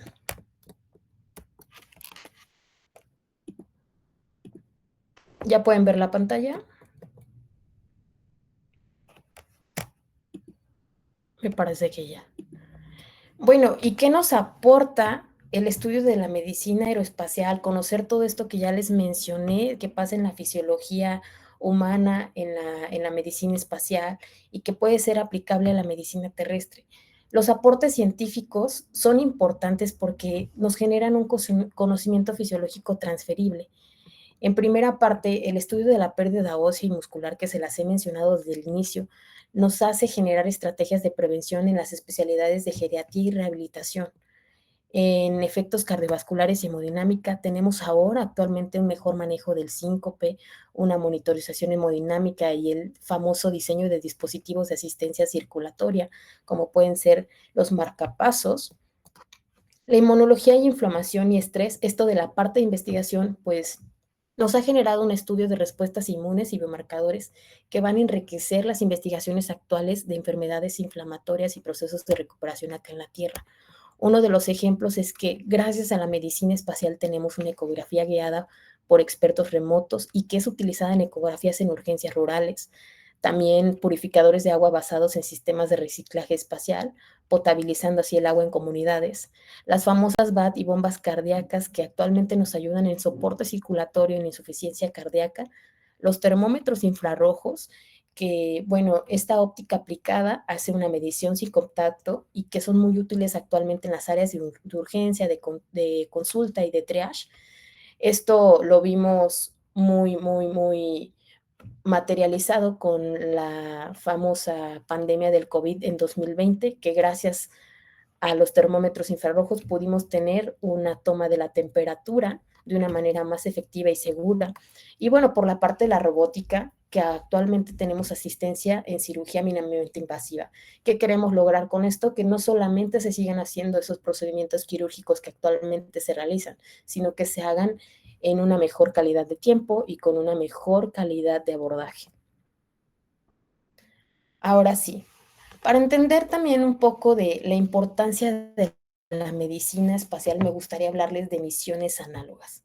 Las misiones análogas es una misión realizada aquí en la Tierra simulando algún hábitat, ya sea lunar, ya sea marciano. El 80% de los astronautas como profesionales los han realizado y una misión análoga te puede certificar como astronauta análogo. ¿Cuál es la utilidad de una misión análoga en medicina? Que a través de estas misiones, al ser una simulación de una misión espacial, nosotros podemos llevar a cabo investigación. Les presento a la misión Aurora, que fue la primera misión latinoamericana de investigación análoga de Marte en Polonia, organizada por Analog Astronaut Training Center y la Fundación Acercándote al Universo. Nosotros realizamos esta misión con dos objetivos fundamentales. El primero, fomentar la participación de las nuevas generaciones en las ciencias espaciales y el desarrollo del sector en América Latina, pero sobre todo resolver problemas que puedan surgir durante la exploración y futura colonización del planeta rojo, pero desde la Tierra, específicamente desde la simulación de situaciones hostiles. En el caso de medicina y de mi área, era llevar a cabo el síndrome de adaptación espacial. Nuestro centro de misión tuvo particularidades importantes y muy análogas a lo que es Marte. El retardo de comunicación varió de los 6.5 a los 12 minutos, el tiempo de misión duró 14 días y mantuvimos un horario de trabajo de 16 horas de trabajo efectivo por algunas 8 de descanso con un entrenamiento previo de 7 días.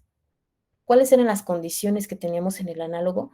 Que no solamente nos prometía tener materializado lo que sería Marte, sino que nos iba a llevar a realizar actividades para preparar condiciones a los participantes bajo condiciones marcianas. Entre ellas realizamos talleres de cohetes, misiones estratosféricas, entrenamientos de buceo técnico. Y estas actividades no solamente nos ayudaron a tener una mejor misión de lo que sería colonizar Marte, sino a generar estas habilidades operativas y resiliencia que tienen los astronautas en formación. Les pongo igual una tabla comparativa porque por definición los astronautas son profesionales entrenados para trabajar y viajar al espacio. mientras que los análogos son investigadores que simulan misiones espaciales en la Tierra. En las funciones clave siempre me gusta mencionarlo porque el astronauta está hecho y preparado para operar naves, realizar experimentos científicos, reparar y mantener sistemas, mientras que nosotros los astronautas análogos programamos protocolos de tecnologías y simulamos esas operaciones espaciales. ¿Y a qué fue todo esto? Gracias a Misión Aurora yo pude traspolar lo que actualmente es una línea de investigación para el sector en medicina aeroespacial, que es el síndrome de adaptación espacial, pero acá en la Tierra. ¿Por qué me interesé por estudiar esta línea? Porque no solamente nos ayudaba a abarcar signos y síntomas que les he mencionado a lo largo de la fisiología humana, como es la fatiga, las alteraciones del sueño, la pérdida de la masa muscular y ósea, cambios en el sistema cardiovascular, así como los efectos psicológicos relacionados con el aislamiento y el confinamiento. Durante Misión Aurora, yo fui la subcomandante de misión y el oficial médico de tripulación, y yo estaba dedicada a salvaguardar la salud de cada uno de los tripulantes de Misión Aurora. Eso que abarcaba que estuviéramos en un monitoreo continuo de signos vitales, en mediciones continuas como es la dilatación pupilar, que hicimos ejercicios sobre posiciones de acuerdo a la gravedad, que lleváramos un registro de biopedance en donde no solamente reportábamos el monitoreo de los signos vitales, sino también describíamos de manera precisa algunas partes de nuestros estados anímicos para llevar un estudio más completo. La investigación fue larga, sí, pero comprobamos que los retos psicológicos y físicos a los que nos enfrentamos fue un factor importante asociado al síndrome de adaptación espacial. Y con esos datos recopilados, no solamente que fueron de la toma de signos vitales como la frecuencia cardíaca, frecuencia respiratoria, saturación parcial de oxígeno, temperatura, evaluaciones físicas, bioimpedancia diaria, concluimos que son un factor crítico que afecta el bienestar de astronautas y que se ha reflejado principalmente en el estado de ánimo. Y bueno, nosotros durante la misión Aurora hicimos algo que se llamó el blackout. Durante 3 días estuvimos en completa oscuridad. Solamente teníamos la iluminación de la luz ultravioleta que alimentaba la zona de plantas. ¿Y qué nos pasó durante esa ausencia de luz? Obviamente tuvimos una desorientación espacial, una alteración en el ciclo circadiano, pero algo muy curioso que pasó, que nuestros signos vitales, a pesar de toda esa variación, se mantuvieron. Y aunque se limitó nuestro rendimiento diario y nuestra capacidad de acción, eso no impidió el éxito de la misión. Entonces nos dimos cuenta que a pesar de tener factores que directamente afectaban nuestro estado de ánimo, la convivencia y sobre todo esta preparación psicológica nos hacía accionar de una mejor manera y de una manera más eficiente. Por lo que gracias a los resultados de esta segunda fase de la investigación, la primera fue una investigación igual, pero que se hizo en Santander, España, denominada Misión Principia, es que en la segunda fase se prevé que para la tercera fase se desarrolle un prototipo. Esto sería un sensor de monitoreo continuo con el tal de, obviamente, pues monitorizar todos estos parámetros físicos y psicológicos, pero con el fin de emplear ante situaciones de estrés y ansiedad técnicas de respiración profunda, mindfulness, meditación, ejercicio físico regular y entrenamiento de resiliencia. ¿Por qué? Porque nosotros estuvimos realizando estos ejercicios y verificamos que tuvieran una efectividad. Entonces nos dimos cuenta que a pesar de tener todos los factores en contra, si nosotros nos manteníamos con una mentalidad positiva, un ejercicio diario y de resiliencia, pero sobre todo con una rutina bien estructurada, nos hacía mantenernos claros ante el panorama de lo que estábamos desarrollando. ¿Cuáles son los retos y oportunidades que actualmente se tienen en el sector espacial? Bueno, en primera, dedicarse al sector espacial nos hace reconocer que hay un crecimiento importante en la economía, que viene una nueva generación de servicios basados en satélites y datos especializados, que la innovación tecnológica y nuevos modelos vienen a ser un negocio importante para el mundo actual y que el impulso público y privado que se tenga va a desarrollar nuevas geografías que emergen. En el caso de ustedes, que viene la ingeniería en biotecnología, pues sabemos que va por colores, pero si se quieren dedicar a la roja, pues bueno, pueden no solamente dedicarse a la parte de medicina, sino a la manufactura y formulación de fármacos en microgravedad, a la agricultura espacial, bioregeneración, soporte vital de largo plazo. ¿Y cuáles son nuestros retos en el sector espacial? Actualmente en Latinoamérica tenemos bastantes retos. Uno de ellos son los altos costes y riesgos operacionales, que no contamos con una regulación, licencias y un marco jurídico acorde, sino que estamos desfasados ante ello, que la sostenibilidad espacial es un tema sumamente importante y más que nada a tomarlo por ética y por bienestar a futuro, porque no solamente nos genera basura orbital, sino que puede provocar una congestión y efectos ambientales a muy corto plazo.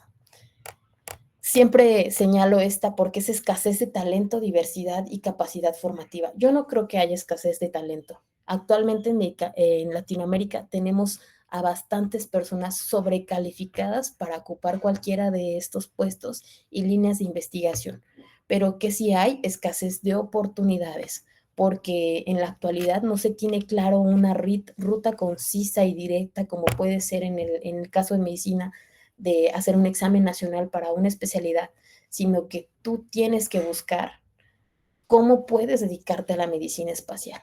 Y en nuestro caso, en México, es migrar a otro país para poder hacer una especialidad, dedicarnos, no solamente quedarnos con un diplomado que ofrece actualmente nuestro país, sino seguirnos especializando. Y bueno, el más importante, que la madurez del mercado es incierta a la par del retorno de inversión que se tiene actualmente. Sí, les hago esta pregunta y siempre los chicos hacen mucha réplica de ella, porque es ¿por qué los humanos no han llegado a Marte? Siempre me responden porque aún no tenemos la tecnología para llegar, porque el cuerpo humano no tendría la resistencia para llegar, porque Latinoamérica no ha querido llegar, y se ríen mucho porque les digo, no, porque a Marte duele. La realidad es que sí es por todas las pérdidas que les mencioné, pero es un pequeño chiste para que se amenice un poco la charla. Y bueno, ¿cómo se despiden los astros? Hasta la próxima órbita. Yo sé que fue corta, igualmente creo que me fui muy rápido, pero si tienen alguna duda, la resuelvo con gusto. Si quieren que nos extendamos más en alguno de los temas que les mencioné, adelante.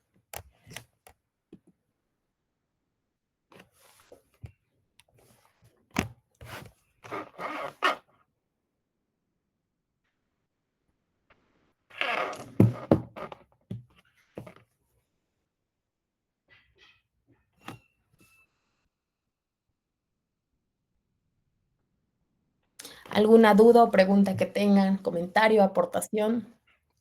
Bueno, en el chat vemos que nos ponen excelente ponencia. Bueno, Eunice Villagómez nos indica excelente ponencia. Me llama mucho la atención este tema. Soy egresada de Ingeniería en Nanotecnología, mucho gusto.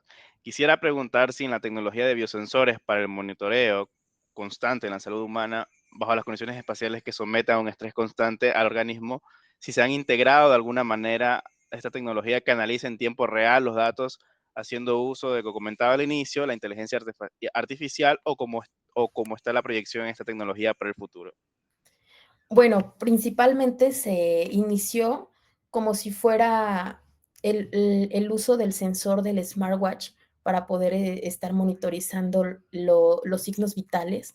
¿Qué se busca con estos biosensores? Sí, que estén analizando en tiempo real todos estos parámetros fisiológicos para que nosotros generemos una alarma inmediata ante la alteración de alguno de ellos. ¿Qué quiere decir con esto?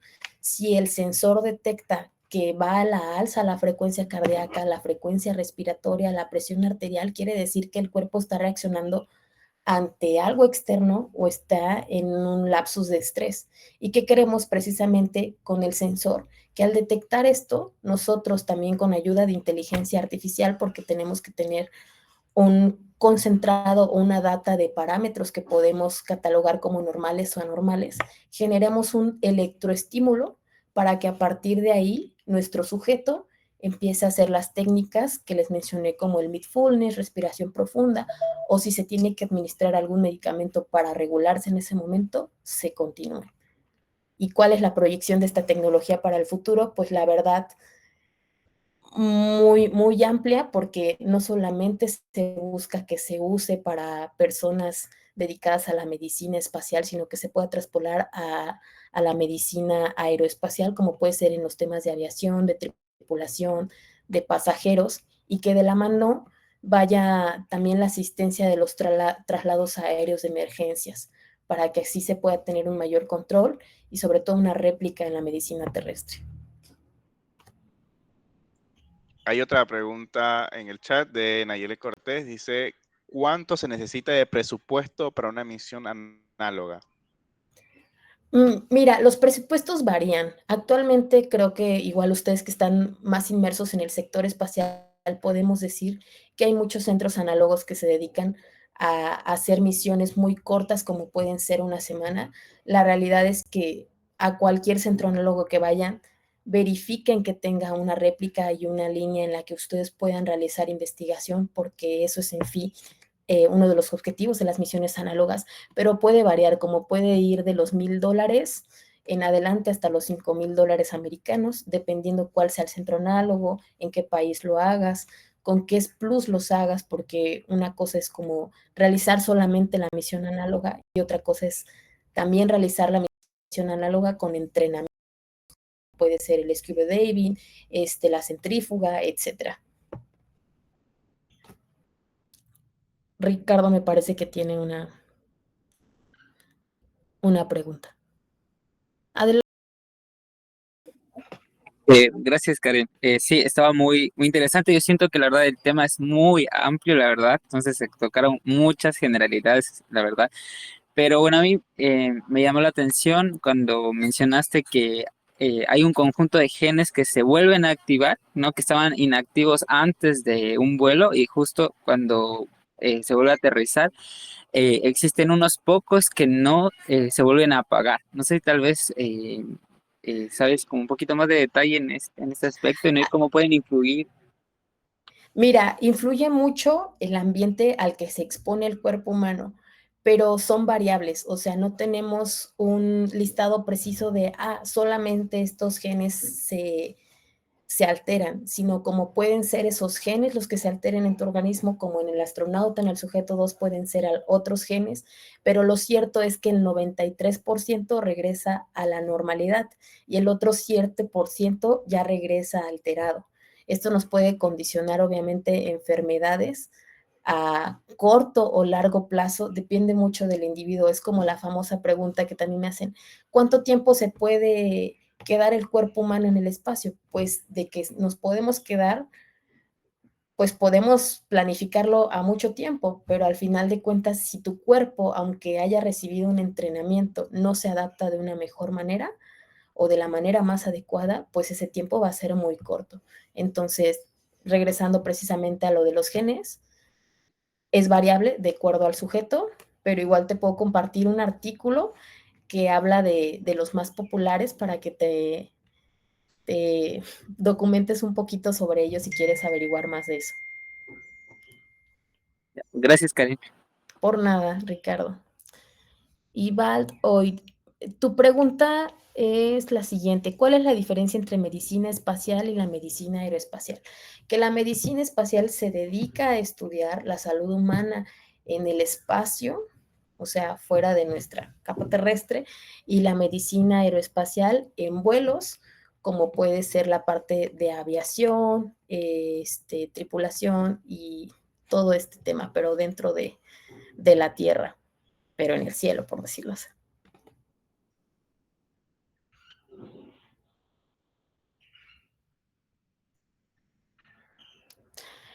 En tu caso, Ariana, ¿de qué manera la microgravedad afecta el equilibrio y la orientación espacial de los astronautas? Lo mencionábamos precisamente cuando se los puse en la tercera diapositiva de la fisiología del cuerpo humano en el espacio, y básicamente es porque al no tener esa estabilidad como lo tenemos acá en la Tierra, nosotros empezamos a condicionar y estamos acostumbrados a ciertos espacios geográficos en los que nosotros nos movemos, nos movilizamos.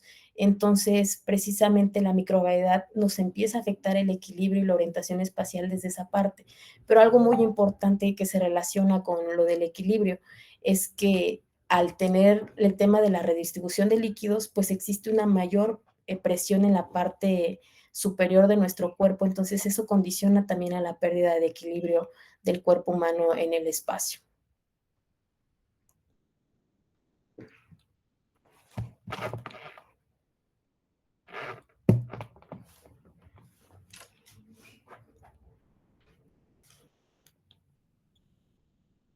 ¿Alguna otra pregunta, duda que tengan?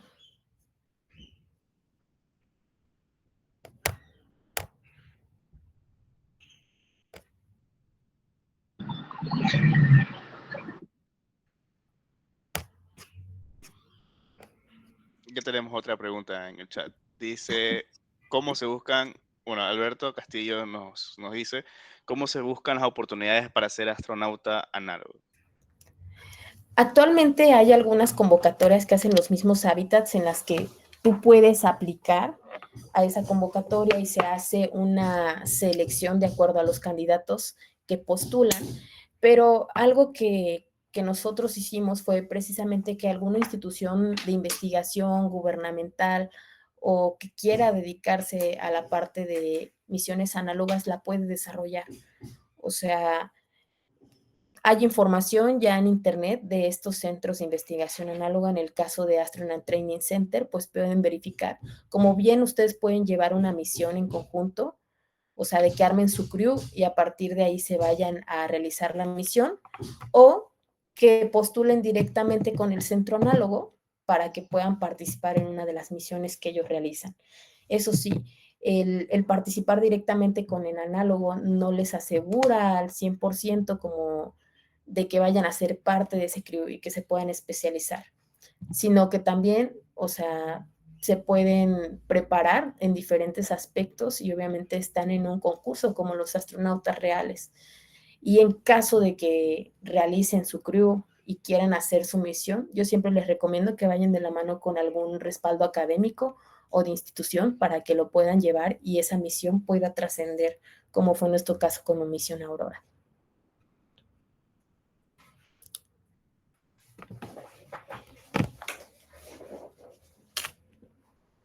Tenemos otras preguntas más que Andrea nos dice, ¿cómo se maneja el tema del recurso hídrico en el espacio?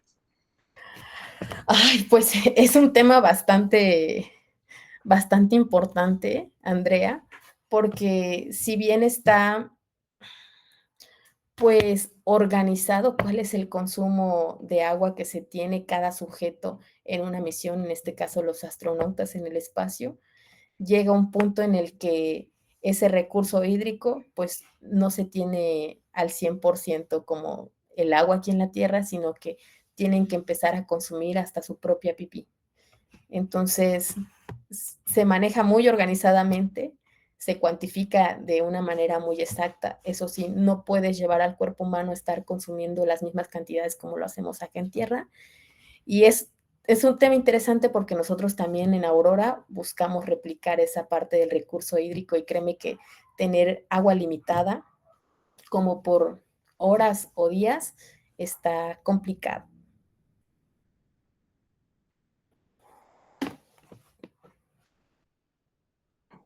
¿Alguna otra pregunta? Que pueden abrir el micrófono sin problemas o escribirlo en el chat. Hablando de agua, déjenme tomo poquita agua porque siento la garganta seca.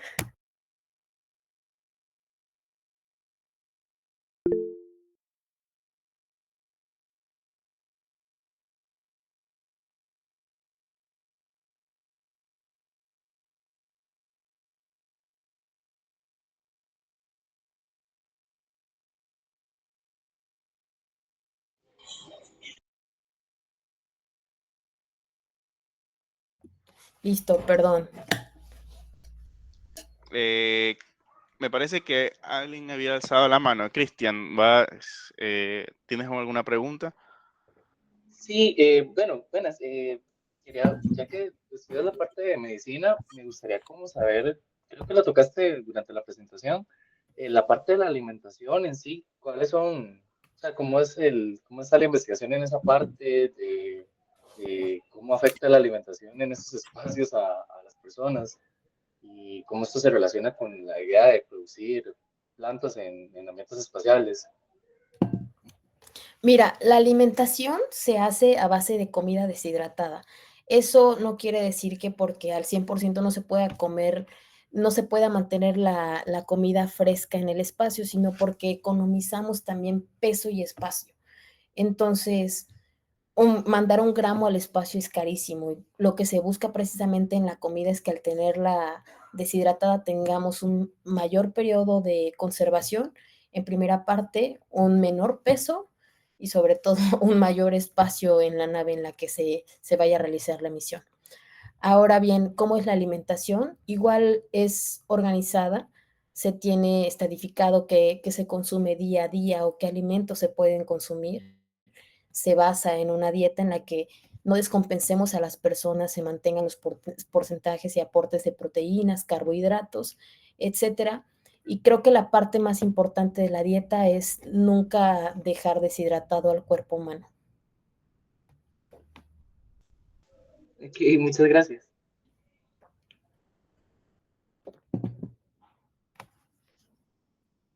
Otra pregunta más había en el chat. Paula nos pregunta, ¿dónde puedo investigar más sobre el tema? Bueno, investigar actualmente, si te quieres adentrar un poco para conocer más el tema de medicina aeroespacial, te puedes igual ir a la data precisamente de reportes que tiene la NASA o las diferentes agencias espaciales. Ahora bien, si eres alguien que se dedica a la medicina o que quiera adentrarse como tal a formarse dentro de investigaciones de la medicina aeroespacial, hay centros de investigación como es famosamente Galveston, en donde puedes desarrollar alguna línea de investigación. Y bueno, igual les puedo dejar algún link de algunos artículos para que se puedan informar un poquito más del tema de medicina aeroespacial. En su país tendrán alguna data relacionada a medicina aeroespacial, también es importante que la conozcan y me parece que eso es. Ahora que si quieren también conocer la parte de Misión Aurora, la investigación, se presentaron los resultados en el International Astronautical Congress y me parece que ya están dentro de la web del IAF los artículos para que los puedan leer.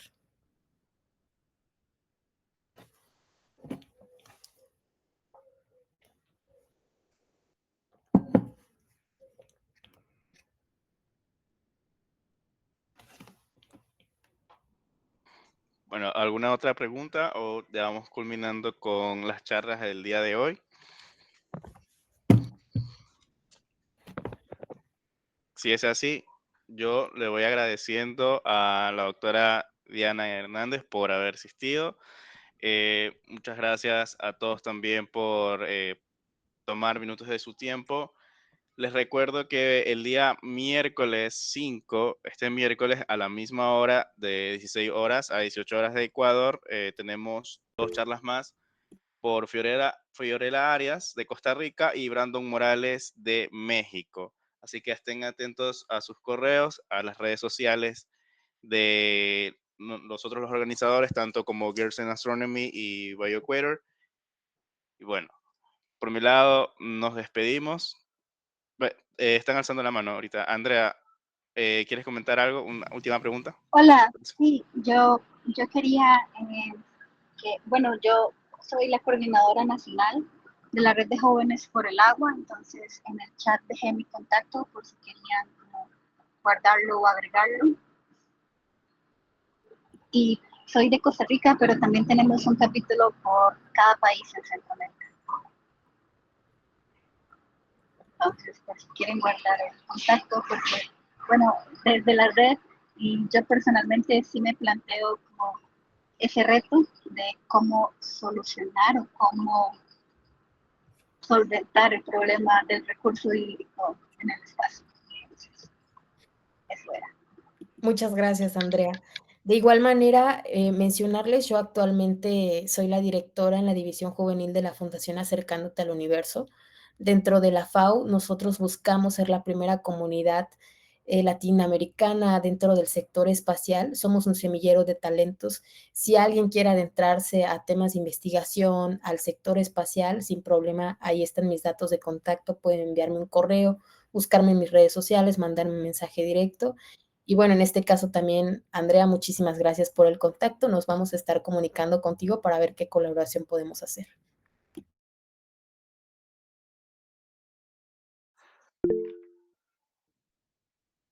Muy bien, chicos. Entonces, una vez dada la acotación de Andrea, nuevamente les agradezco por asistir. Estén atentos, por favor, a las redes sociales y los vemos en la próxima sesión el miércoles 5 de 16 a 8 horas, hora de Ecuador y Perú. Muy bien. Pasen bien, tengan buenas tardes. Gracias. Gracias, chicos. Fuerte abrazo a todos.